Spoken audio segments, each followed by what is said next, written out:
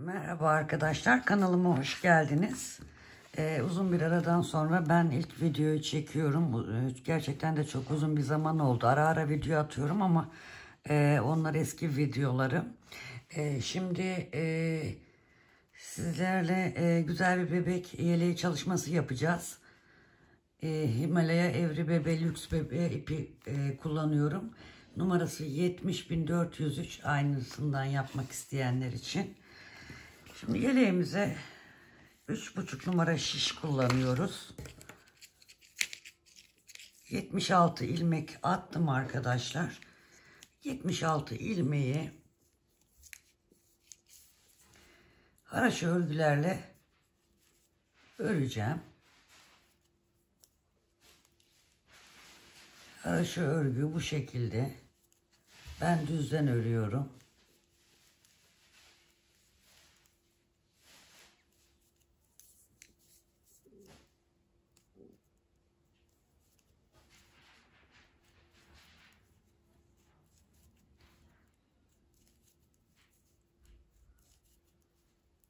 Kanalım içinde desteklerinizi bekliyorum arkadaşlar.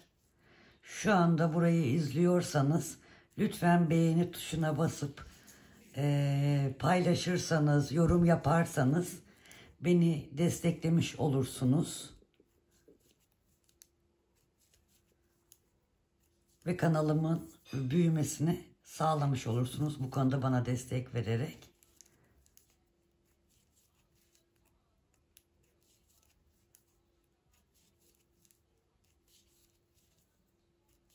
Bu şekilde sevgili arkadaşlar 3 diş haraşo oluncaya kadar örelim.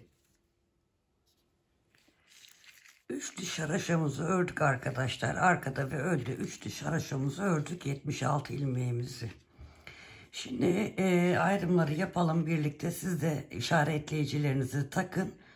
Daha kolay artırma yerlerindeki modeli uygularsınız. Zaten ilk modeli kurduktan sonra burada artırma yerinde diğerlerinde kullanmaya gerek olmuyor. Anlaşılıyor. Ancak karıştırırım diyenler robo boyunca işaretleyicileri ilerletebilirler. Şimdi 2, 4, 6, 8, 10, 12, 13 tane öne ilmek bırakalım. 3 tane robo artım yerinde kullanacağımız ilmeğimiz var. 9 tane kol için var arkadaşlar. Yine 3 robo artım yeri için ayırdık. 20 tane arka için. Yine 3 tane robo işlemi için. 9 tane diğer kol için. Yine 3 tane robo artım yeri için ve 13 tane de diğer ön için. Şimdi birlikte yavaş yavaş yapalım. Şimdi burada ilk iliğimizi de açalım arkadaşlar. 1, 2, 3 tane haraşo örelim. Bir dolayalım. 2 ilmeği bir alarak keselim. Kenar patlarına 6 tane ilmek koyacağım. 5 oldu. 6 tane. 6.'yı da örmüş olduk. Şimdi diğer ilmekleri düz örgü olarak örüyorum. İşaretleyicimin önündeki 2 ilmeğe kadar. Şimdi işaretleyicimizin önündeki 2 ilmeği gördük arkadaşlar. Bunların ikisini bir alıp örüyoruz. Yani kesmiş oluyoruz. İşaretleyicimizi bu tarafa geçirelim. Şimdi buradaki 3 ilmeğimiz var arkadaşlar. Bu 3 ilmeği için bir doluyorum. Bir örüyorum. Bir doluyorum. Bir örüyorum. Bir doluyorum. Bir örüyorum ve bir doluyorum. İşaretleyicimi yine bu tarafa geçirip 2 ilmeği kesiyorum. Şimdi koldaki ilmekleri yine düz olarak örmeye devam ediyorum. Nereye kadar? 3 ilmeğin önündeki işaretleyicinin önündeki 2 ilmeğe kadar. Yine bu 2 ilmeği bir alarak kesiyorum. İşaretleyicimi geçiriyorum. Bir doluyorum, bir örüyorum. Bir doluyorum, bir örüyorum. Bir doluyorum, bir örüyorum ve bir doluyorum. İşaretleyicimi geçiriyorum. Yine işaretleyiciden sonraki 2 ilmeği ikisini bir alarak örüyorum ve kesmiş oluyorum. Şimdi arkadaki ilmeklerdeyiz. Bunları düz olarak örüyorum.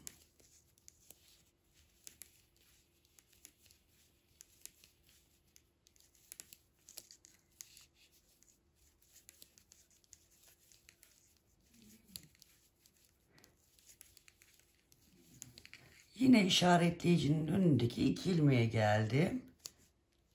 Bunları birlikte alıyorum, örüyorum, kesmiş oluyorum. İşaretleyiciyi geçiriyorum, bir doluyorum, bir örüyorum, bir doluyorum, bir örüyorum, bir doluyorum, bir örüyorum ve bir doluyorum. İşaretleyiciyi bu tarafa geçiriyorum. 2 ilmeği bir alarak örüyorum. Yine sıradaki ilmeklerimi düz örgü olarak işaretleyicinin önündeki 2 ilmeğe geldim. Bunların yine ikisini bir alarak örüyorum. İşaretleyicimi bu tarafa geçiriyorum. Bir doluyorum, bir örüyorum, bir doluyorum, bir örüyorum, bir doluyorum, bir örüyorum ve bir doluyorum. İşaretleyiciyi geçiriyorum. İkisini bir örerek kesiyorum ve 1, 2, 3, 4, 5 tane düz örüyorum. Bu 6 tane ilmeği haroşa olarak örüyorum.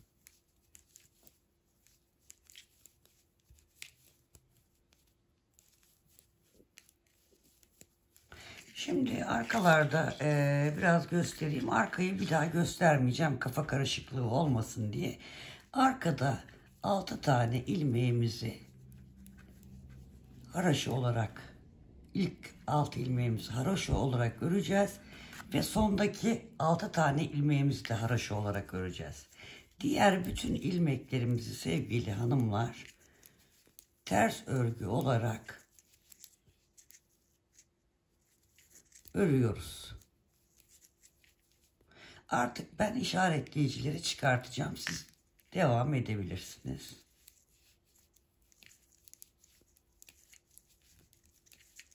Bu şekilde bütün ilmekleri dediğim gibi ters örgü olarak örelim.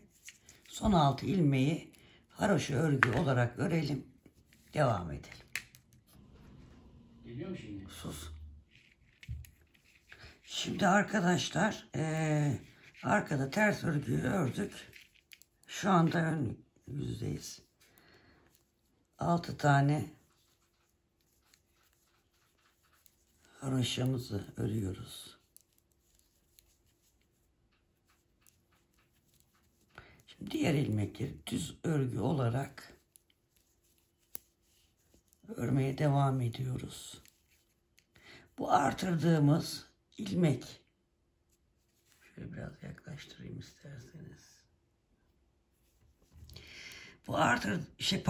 Şu artırdığımız ilmeği görünce o ve onun önündeki ilmeği ikisini bir alarak şöyle kesiyoruz, örüyoruz arkadaşlar. Bir artırıyoruz.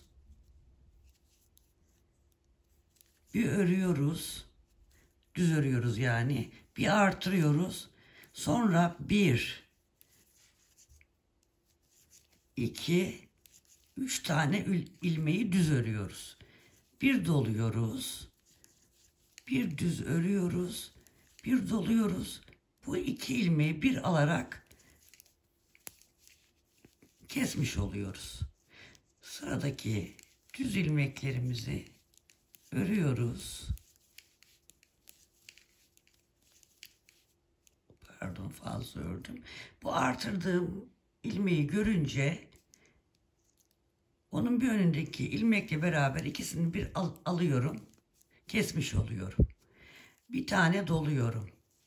Bir örüyorum. Bir doluyorum. Sıradaki 3 ilmeği düz örüyorum.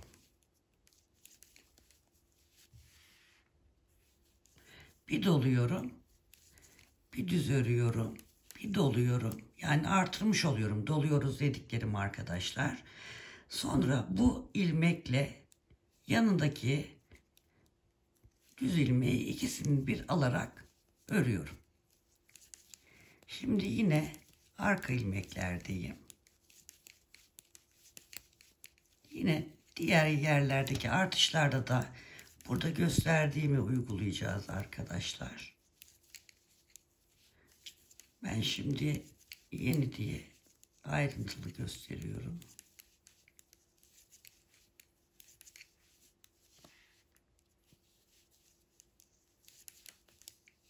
Evet. Bakın yine geldik. Bu 2 ilmeği bir alarak örüyoruz. Bir tane doluyoruz. Bir düz örüyoruz. Bir doluyoruz. Sonra sıradaki 3 tane ilmeği düz örüyoruz. Bir daha doluyorum. Bir düz örüyorum. Bir doluyorum. Sıradaki 2 ilmeği bir örerek kesmiş oluyorum. Sıradaki ilmekleri düz olarak örüyorum. Şimdi yine geldim arkadaşlar. Burada yine bir düz ilmek ve bir önceki sırada artırdığım ilmeği ikisini bir alarak örüyorum. Bir doluyorum. Bir düz örüyorum. Bir doluyorum. Ortadaki 3 ilmeği düz örüyorum. Bir doluyorum. Bir düz örüyorum. Bir doluyorum. Sıradaki bu artırıldığım ilmekle yanındaki ilmeğin ikisini bir alıp örüyorum. Sonra diğer ön yüzümüzdeki ilmekleri örüyoruz. Sondaki 6 tane ilmeği de haroşa örgü olarak örüyorum. Arkada, kenarda, her iki kenardaki 6'şar ilmeği haroşa, diğerlerini ters örelim. Tekrar ön yüzde göstermeye devam edeyim. Evet, yine ön yüzdeyiz. Şöyle bakalım. 2 tane artırma yapmış olduk. Yani 2 tane burada bizim deliğimiz oluştu. Ajur deliklerimiz oluştu. Bu tarafta da 2 tane oluştu. Şöyle bakarsak şuraya bir ajur modeli gidiyor. Şu tarafa bir ajur modeli gidiyor. Ortadaki ilmekler düz olarak örülüyor. Şimdi tekrar devam edelim. 6 tane haroşamızı yine örüyoruz.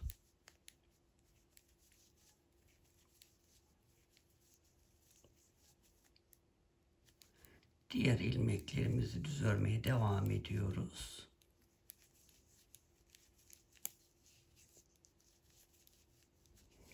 Şimdi bakın yine o ilmeğe geldik. Şu 2 ilmeği yine her seferinde olduğu gibi ikisini bir alıyoruz. Bir artırıyoruz. Bir düz örüyoruz ve bir artırıyoruz. Aradaki ilmeklerimizi düz örgü olarak örüyoruz. Diğer artırma yerine kadar. Evet, bakın yine artırma yerine geldik. Bir doluyoruz. Bir düz örüyoruz. Bir doluyoruz. Ve bu 2 ilmeği bir alarak örüyoruz. Bir tane daha göstereyim. Aynı işlemi diğer bütün ayrım yerlerine yapıyoruz. Bakın yine gördük. Bir düz ilmek, yanındaki artırdığımız ilmek, ikisini bir alıp örüyoruz. Bir doluyoruz. Bir düz örüyoruz. Bir doluyoruz. Aradaki ilmeklerimizi düz örüyoruz. Artırmayı görene kadar. Bakın şurada bir çubuk zaten ortadan gidiyor. Bir doluyoruz. Bir düz örüyoruz. Bir doluyoruz. 2 ilmeği bir alıyoruz arkadaşlar. Diğer artırma yerlerine de aynı işlemi uygulayalım. Arkayı ters örelim. Tekrar devam edeceğiz. Evet, ön sıradayız. Yine aynı yere geldik arkadaşlar. Ön sıradayız. Bu ilmekle bu artırılan ilmeği ikisini bir alıyoruz. Bir doluyoruz. Bir düz örüyoruz. Bir doluyoruz. Aradaki ilmeklerimizi düz örüyoruz. Şimdi göstereceğim, daha iyi anlayacaksınız. Şimdi bir doluyoruz tekrar. Düzler bitip artırma yerine gelince bir düz örüyoruz. Bir doluyoruz. İki ilmeği bir alıyoruz. Kola doğru gidiyoruz. Şimdi şöyle bir bakalım. Bakın arkadaşlar. Şu şekilde. Şimdi döndüğümüzde ters sırayı ördüğümüzde 1, 2, 3, 4 tane ajur modeli kurmuş oluyoruz. Ters sırayı ördüğümüzde. Şimdi ters sırayı örelim. Yeni bir işleme başlayacağız burada. Onu da göstereyim size. Bunu aynı şekilde bu gösterdiğim yerleri diğer artırma yerlerine de uygulayın. Arkayı ters örelim. Devam edelim. Şimdi arka ters örgüyü de ördüm geldim ben. Şöyle baktığımızda şu şekil bir modelimiz çıktı. Şimdi 1, 2, 3, 4 tane artırdık. Bu şimdi birinci modelimiz. Bunun gibi 5 tane yapacağız. Şimdi ikinci modeli kurma yerinde göstereyim. Ondan sonra hep aynı yapacağız. Aynı şekilde, yani şu kadar ördüğüm kısmı şimdi ben şuradan yeniden başlangıcını göstereceğim size. Ondan sonra böyle 5 tane yapacağız. 1, 2, 3, 4, 5. 1, 2, 3, 4, 5 tane yapacağız. Şimdi onun için de o modelde, ikinci modelde kuralım. Bu birinci model diyelim buna biz. 6 tane haraşamızı örelim. Sonra düz örmeye devam ediyoruz.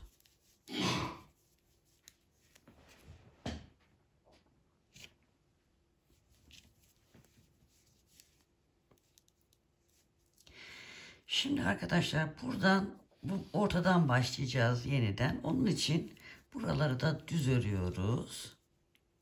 Şimdi şu düz örgü ördük. Şu artırma yerinde ördükten sonra şu ortadaki bizim düz ördüğümüz ilmekler var ya arkadaşlar, oraya, onu görünce hemen bu iki ilmeği bir alıyoruz.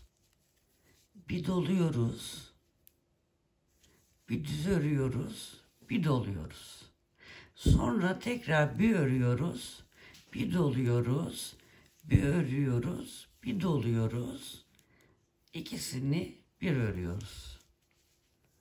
Bakın burada yaptığımız yerin aynısının başlangıcının sonuna gelmiş olduk.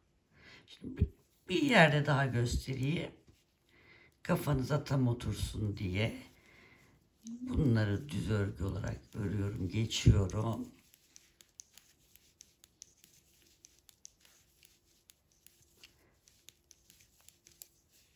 Buraları da geçiyorum. Çünkü benim modelim, şu orta çizgim benim modelimin tam ortası olacağı için.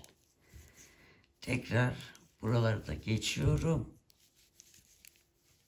Bunu da geçtikten sonra bakın bu 1, 2, 3, 4. artırmanın üzerindeki ilmeği de ördükten sonra şaşırmamanız için onu gösteriyorum. Yani nereden başlayacağınız. 1, 2, 3, 4. artırmadaki ilmeği de ördükten sonra 2 ilmeği bir alarak örüyoruz. Sonra bir doluyoruz. Bir düz örüyoruz. Bir doluyoruz. Bakın ortadaki ilmeğe geldik. Bir düz örüyoruz. Bir doluyoruz. Bir düz örüyoruz. Bir doluyoruz. İkisini bir alarak düz örmeye devam ediyoruz. Yani buradaki işlemi, şu başlangıçtaki işlemi buraya oturtturuyoruz arkadaşlar. Bu şekilde. Şimdi burada da aynısı olacak. Şimdi bu böyle çıktı. Şimdi bu ortadan çıkacak. Sonra onun ortasından çıkacak. Sonra onun ortasından çıkacak. Şimdi biraz ördükten sonra da olmazsa göstereyim ben. Kafanıza karışmamış olur.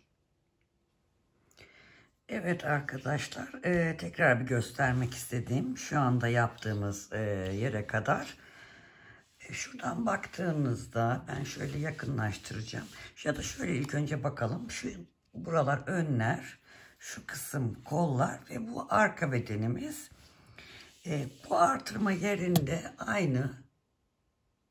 Şimdi bir taneyi tamamladık. İkinciyi tamamladık. Şimdi üçüncüyü yapacağız. Sonra 4 ve 5.'yi yapacağız arkadaşlar. Şurada yeniden üçüncüde isterseniz bir orada şurada bir kurulumu tekrar bir göstereyim kafanız karışmasın diye.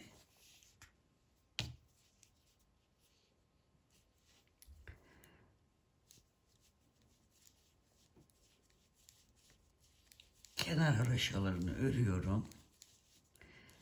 Düz ilmeklerimi örmeye devam ediyorum.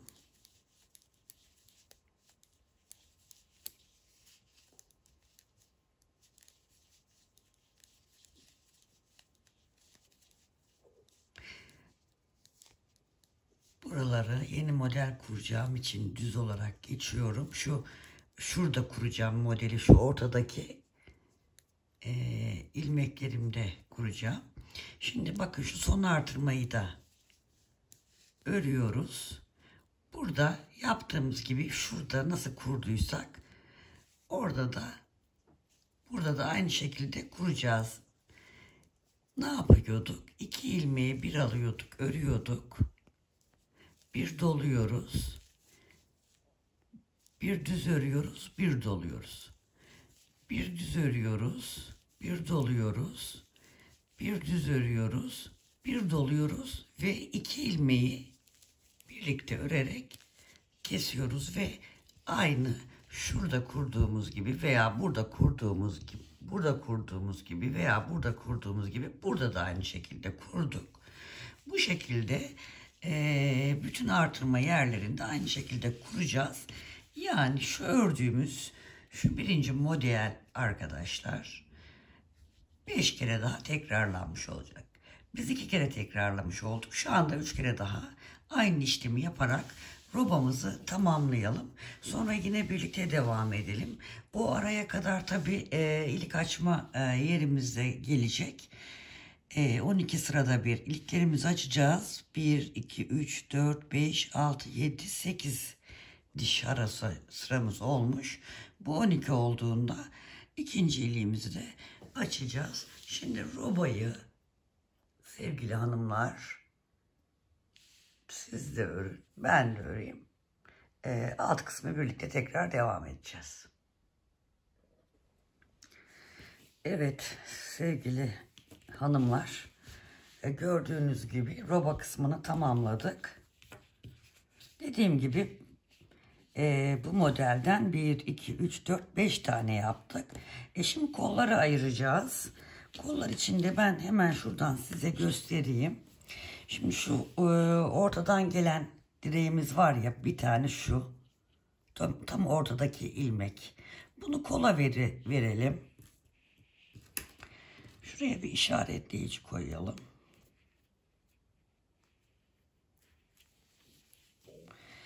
Evet, kolumuzu burada baktığımızda diğer tarafında da yine o ortadaki ilmeği kola verelim. Tam ortadaki ilmeği. Şu iki arayı 3 diş haroşa sırası öreceğiz. Buradan gelelim, beraber göstereyim. Daha kolay anlatırım. Şuradan hemen örmeye başlayalım hızlıca. Kenar haroşamızı örüyoruz. Hızlı bir şekilde.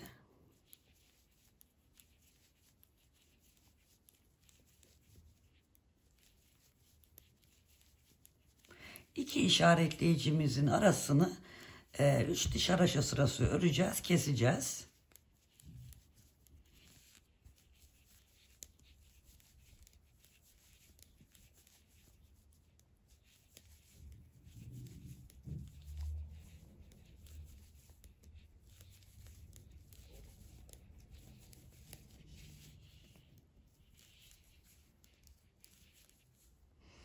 Evet, işaretleyicimizi bu tarafa geçirelim hemen. Şimdi bu iki kol kısmını, yani diyelim kol kısmını haraşo örüyoruz. Haraşoyu tersten örenler tersten örecekler. Ben düzden ördüğüm için bu sıra düz gibi gelecek.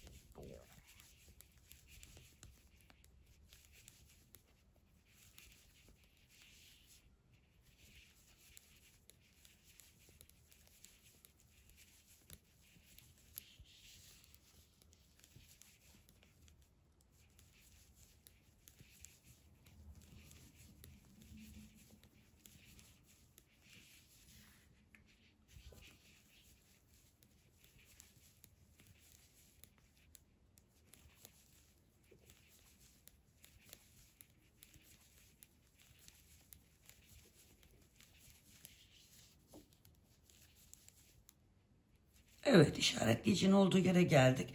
Şimdi artık bunu çıkarabiliriz.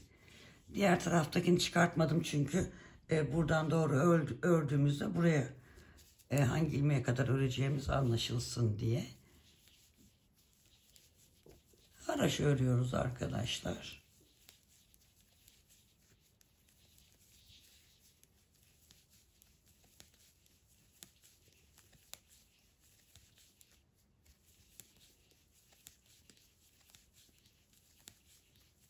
Şöyle göstereyim. Evet, bakın ön yüzde bir diş haraşomuz oldu. Bunu bu işaretleyicinin olduğu yere kadar öreceğiz. Tekrar döneceğiz. Yani şu iki yer arasını, kolu gidip gelerek 3 diş haraşo sırası örelim, keselim. Sonra tekrar diğer kola geçişte göstereceğim. Evet, 3 diş haraşo sırasını ördükten sonra burada yine ön yüzde keserek geldim arkadaşlar. Bu artık bitirdim. Bu da son ilmek. Şimdi burayı hemen bir tığla birleştireceğiz. Bir saniye.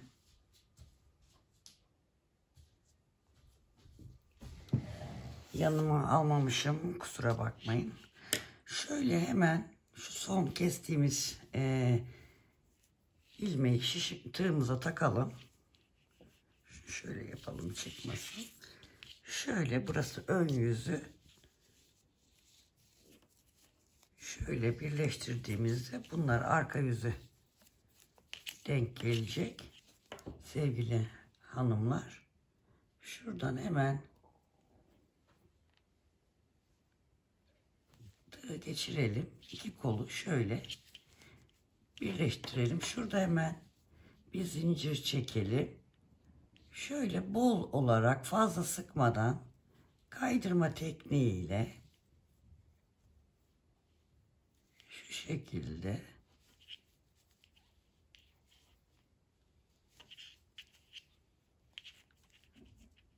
burayı birleştirelim sevgili hanımlar. Bunu da şurada hemen şişimize takalım, kaçmasın.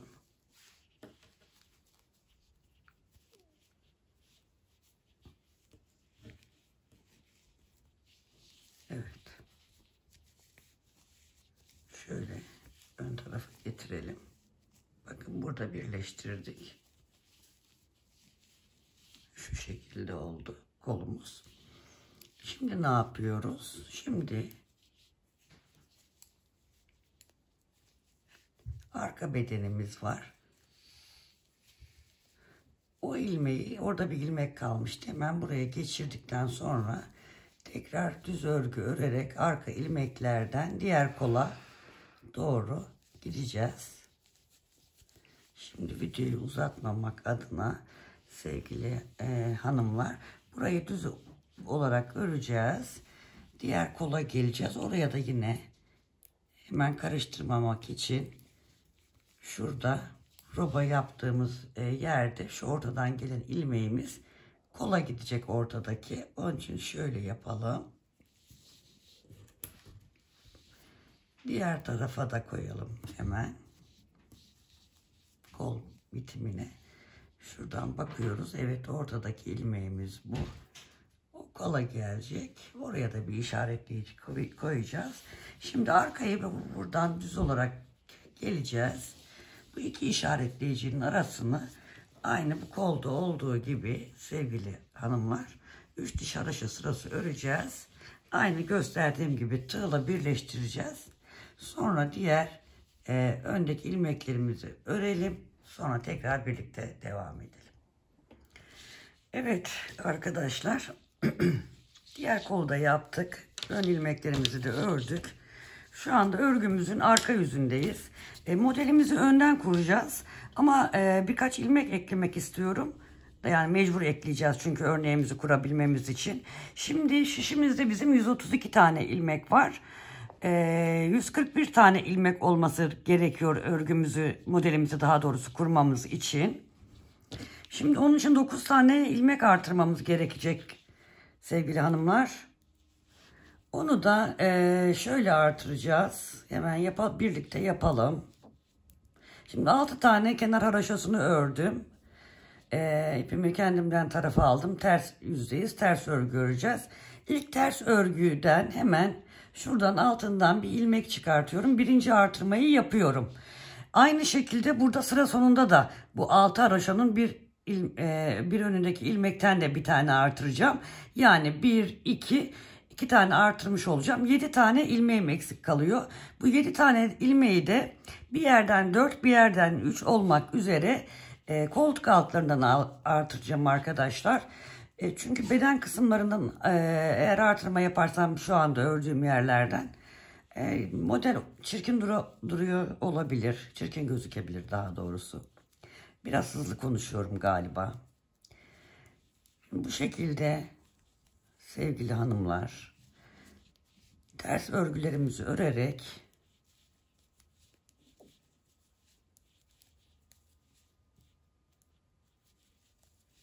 koltuk altına doğru gidiyorum.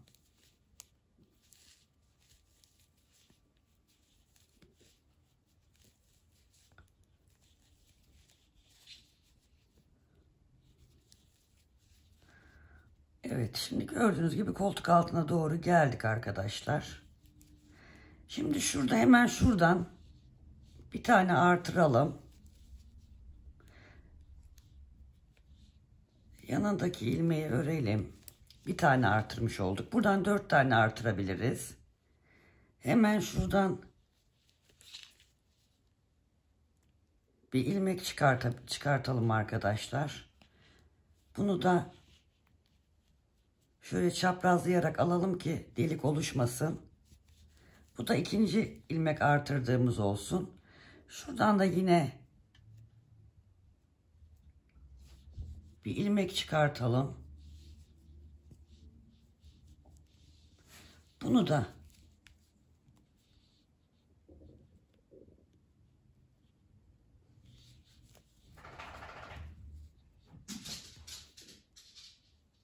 bir saniye arkadaşlar. Bunu da şöyle çaprazlayalım. İlmekler birbirine karıştı. Ne yaptık? 1, 2 tane artırdık. Şuradan şunu alalım dedik. Şu 3 oldu.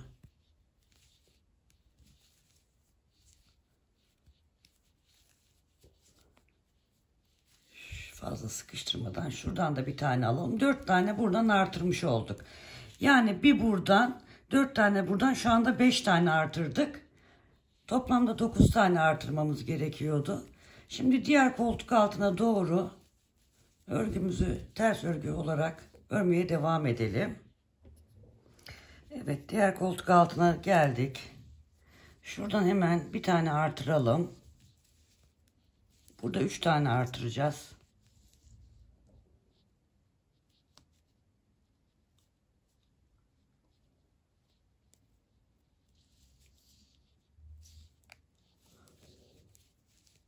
İki.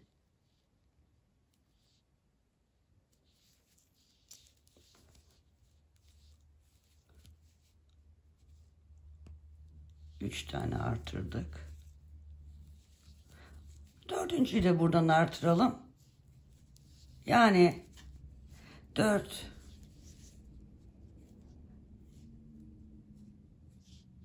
Şimdi ne yaptık biz burada? 1, 4 de burada 5. 4 tane de buradan artırdık 9. Yani şu sondaki ilmekteki artırmayı da buradan yapmış olduk arkadaşlar. 9 tane artırmış olduk. 4'er tane koltuk altından, bir tane de örneğimize başlarken 6 haraşodan sonraki ilmekte bu sırayı tamamlayalım. Ön tarafa gelelim. Yani 9 tane artırma yapmış olduk. Evet. Sırayı da tamamladık. Şimdi ön yüzdeyiz. Artık modelimizi kuracağız arkadaşlar. Yeleğimizin modelini. Şöyle bakalım.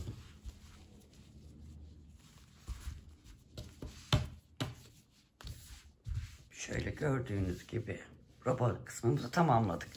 Şimdi arkadaşlar modeli bu örnek biraz zorlu bir örnek galiba. Çünkü ben daha önceki kanalımda da ben bu örneği anlatmıştım. O zaman da bana çok yorumlar gelmişti. Yapamadık. İkinci örnek kuruluşunu tekrar gösterir misiniz falan diye. Hatta ben yeniden örneği küçük bir ipli model olarak uyguladım. Orada da zorlandınız. O yüzden bu sefer size modeli örerek değil yazılı olarak anlatacağım. Böyle daha çok anlayacağınızı düşünüyorum bu sefer. Şimdi şöyle ben yazdım modeli. Şöyle biraz geriye çekeyim. Pardon. Şöyle bir ekran görüntüsü alabilirsiniz. Önce bir ekran görüntüsünü alın.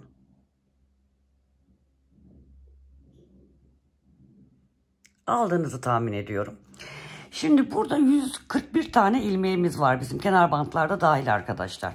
Şimdi bu 141 tane ilmeği ilmekten kenardaki 6'şer tane kenar bantlarındaki haroşalar hariç kenar bandındaki alt haroşayı ördükten sonra ön yüzde başlıyoruz. Şimdi ben bir tane anlatmak için şimdi söylüyorum size. Başlıyoruz örmeye. 6 düz, 1 sağ kes, 3 düz, 1 dola, 1 düz, 1 dola, 1 sola kes diyoruz. Bu üçü şu anda kapatıyorum. Bakın bunu anlatacağım size. Bir sola kes diyoruz. 14 tane ilmeğimize modeli uygulamış oluyoruz. Tekrar başlıyoruz. Sonraki ikinci 14 ilmek için. 6 düz, 1 sağ kes, 1 düz, 1 dola, 1 düz, 1 dola, 1 sola kes diyoruz. Tekrar diğer önündeki 14 ilmek için tekrar bunu yapıyoruz. Yani şişimizdeki bütün ilmekler bitmeye yakın sıra sonuna kadar bunu yapıyoruz. Sıra sonunda 6 haraşodan önce 3 tane düz ilmek kalacak arkadaşlar. Modeli uygulamadığımız. Aslında 3 düzü de işte bu en sonunda model uygulandıktan sonra da 3 düzü öreceğiz ve 6 tane haraşayı örerek sıramızı tamamlayacağız. Sonra arka sırayı gördüğümüz gibi kenar ilmekleri haroşa öreceğiz. Diğer ilmeklerimizi ters örgü olarak öreceğiz. Sıra başına geleceğiz. Ters örgüleri burada anlatmadım. Gerek yok çünkü. Sonra modelin ikinci sırasına geçiyoruz. Tekrar ön yüzdeyiz ve 6 haroşadan sonra başlıyoruz hemen. 5 düz, 1 sağ, 1 sağ kes, 4 düz, 1 dola, 1 düz, 1 dola, 1 sola kes diyoruz. Ve bunu devamlı ilmekler bitene kadar, sıranın sonuna doğru yaklaşana kadar yapıyoruz ve sonunda yine 3 tane düz ilmek kalacak ve o 3 tane ilmeği düz ilmek olarak öreceğiz arkadaşlar. Arka sırayı ters öreceğiz. Tekrar öne geldiğimizde bu sefer 3. sırayı öreceğiz. Anlatabildiğimi düşünüyorum. Devamlı ilmekleri, buradaki modelleri sırayla arka düz ters ördükten sonra hep başa geliyoruz. 8 sıra ön yüzde 8 sıra model uyguluyoruz arkadaşlar. Ve sıra sonlarında sadece sıra sonlarında 3 düz ilmeğimizi yapıyoruz. Bunu tamamladıktan sonra böyle bu da buraya giden bir buraya giden 2 tane modelimiz çıkmış olacak. Sonrasında yani bu 8. sırayı bitirip arkasında ters ördükten sonra tekrar buradan aynısını başlayacağız arkadaşlar yapmaya. Umarım anlatabilmişimdir. Çünkü diğer türlü anlatamadım. Örerek anlatamadım. Kafa çok karıştı. İkinciye nasıl başlayacağız dediler. İkinci örnek modele, yani hani burayı yaptıktan sonra ikinci modele. Çok kolay arkadaşlar. 14 ilmek ve katlarından oluşan bir modelimiz var. Ve en sonunda, sıra sonunda 3 tane de düzümüz var. Bunları devamlı uyguluyoruz. Sıranın en sonunda 3 tane ilmek kalıyor. O da düz örülecek.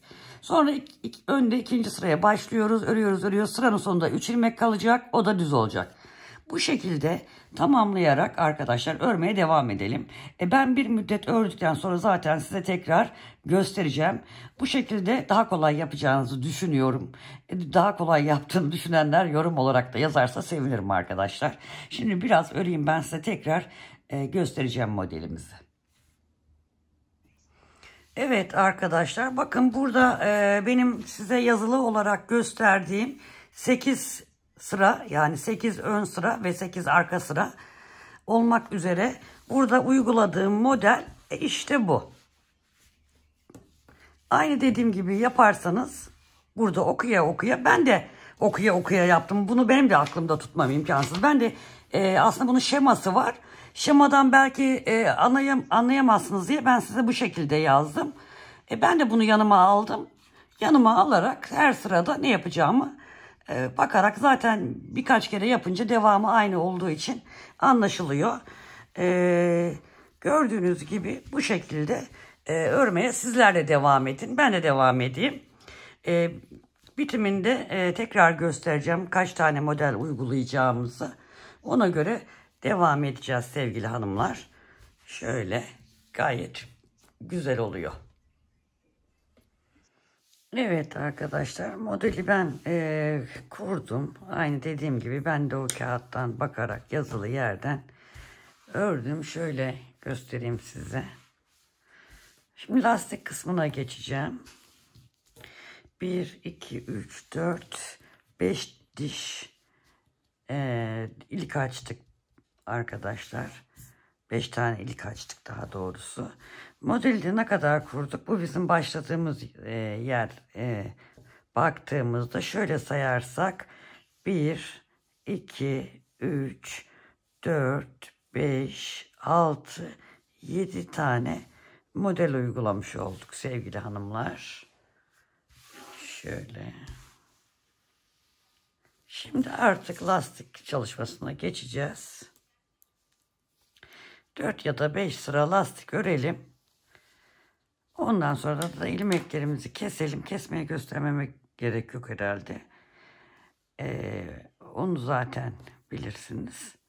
Sonra da düğmelerini dikeyim ben de. Bitmiş halini sizlere gösterelim. Evet sevgili hanımlar, gördüğünüz gibi tamamladık yeleğimizi. Burada da etek ucunda da 3 diş haroşa sırası ördüm ve ön yüzden kestim. Şöyle baktığımızda güzel şu el ütüsü yaptım. Henüz buhar falan tutmadım. Ben genelde böyle yünlü şeyleri pek sevmiyorum, buhar tutmayı. Çünkü bir kere yıkandıktan sonra zaten o ister istemez kendi düzenini buluyor ipler. Şöyle gördüğünüz gibi çok güzel bir çalışma oldu. Şöyle arkasını da göstereyim sevgili arkadaşlar. Şu şekilde. Dilerseniz bir ölçü alalım. Bu arkadaşlar 1 yaş, 1,5 yaş, belki 2 yaşa bile olabilir. Çünkü biliyorsunuz çocuklar her zaman hepsi aynı ölçüde olmuyor. Ama benim göz kararı gördüğüm kadarıyla 1,5-2 yaşa kadar da olur diye düşünüyorum. Robamız arkadaşlar 14 santim. Şuradan arka enseden baktığımda uzunluk 35 santim. Şuradan baktığım zaman da beden 29 santim arkadaşlar. Belki ölçüyü merak edenler olabilir. Şimdiden sizlere kolay gelsin diyorum. Bir sonraki videoda görüşmek üzere. Abone olmayı unutmayın, beğenmeyi unutmayın, yorum yapmayı unutmayın. Desteklerinizi bekliyorum. Sevgiyle kalın, hoşça kalın arkadaşlar.